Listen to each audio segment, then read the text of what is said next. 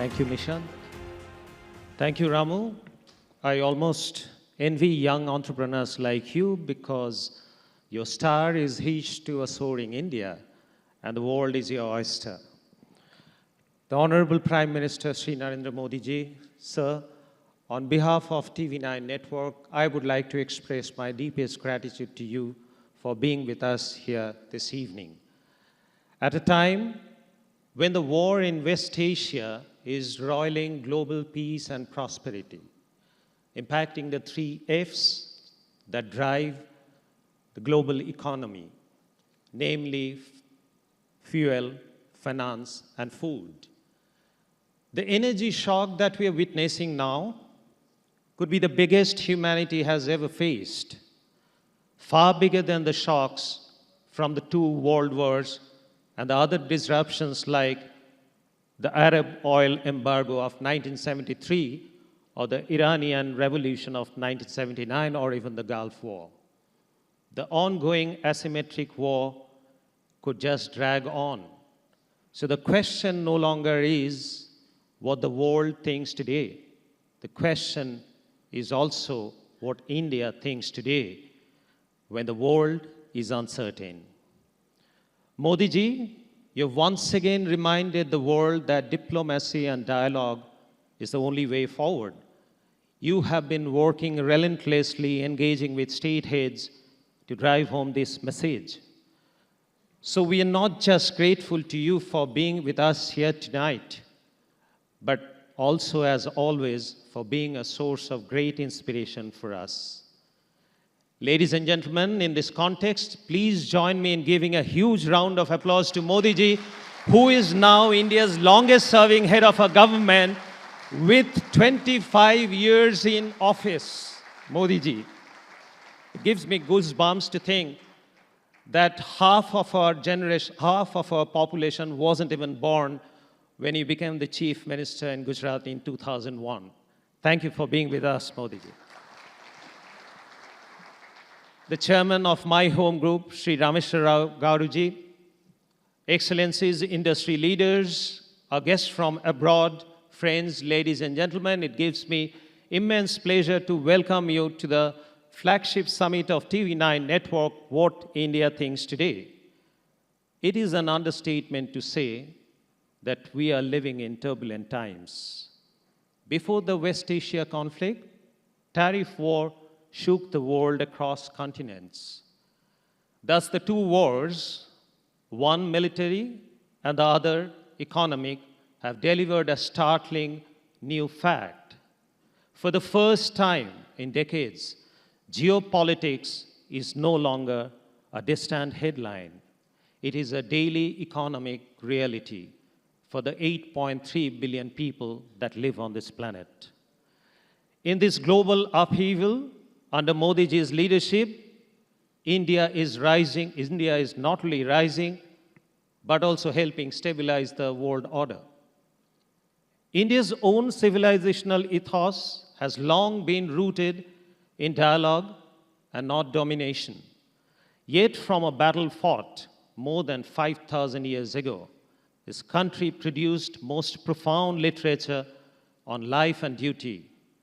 I'm referring, of course, to the Mahabharata and the Bhagavad Gita. As a student of management and leadership, I've always been a keen observer of Modi ji's style of governance. And for my own ease of understanding, I like to develop them in some sort of formulas. Earlier, on this forum, I've talked about 3 Modi mantras, namely return on governance, Modi multiplier effect, and CDR, or citizen DNA reset. I also spoke about how Modi ji's India First approach has never meant India only. With the world today resembling a Kurukshetra in many ways, I see a new Modi mantra at play in his engagement with the world at large. The new Modi mantra, as I humbly see it, is Sama Buddhi.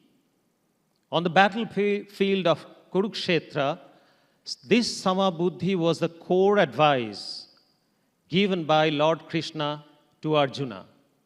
Sama Buddhi is not about treating everyone equally, but equitably. It is the ability to engage with all sides without losing one's center.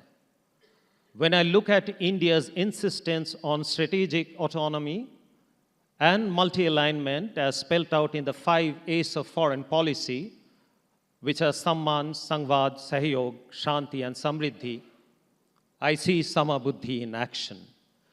In a world where globalization is on the retreat and nativism on the rise, India's ability to stitch trade deals with key partner countries and blocs is a resounding validation of its mature approach.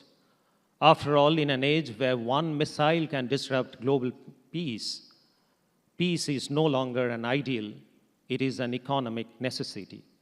But ladies and gentlemen, let us not forget that this is just the external Kurukshetra that Modi ji is fighting. Within India, the set of challenges is no less of a battle.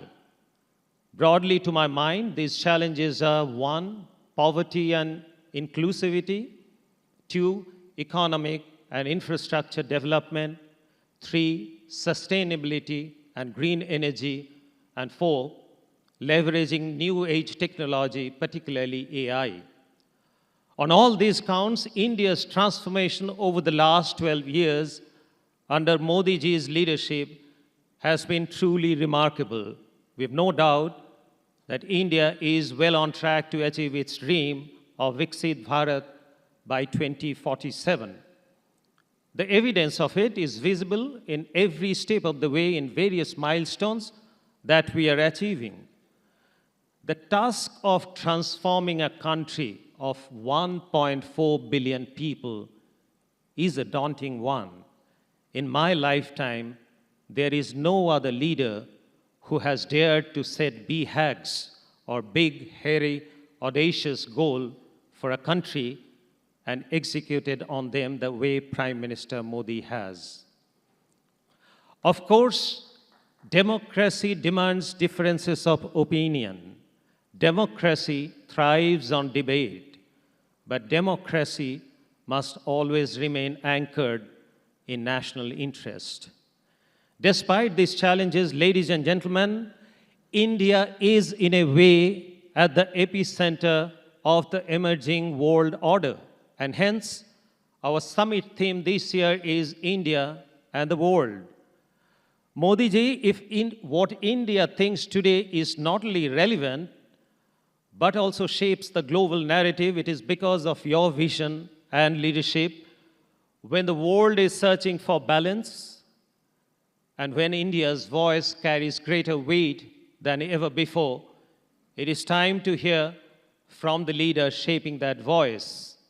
With that, I once again thank the Honorable Prime Minister for gracing this summit and look forward to hearing his keynote address. Thank you. Jai Hind.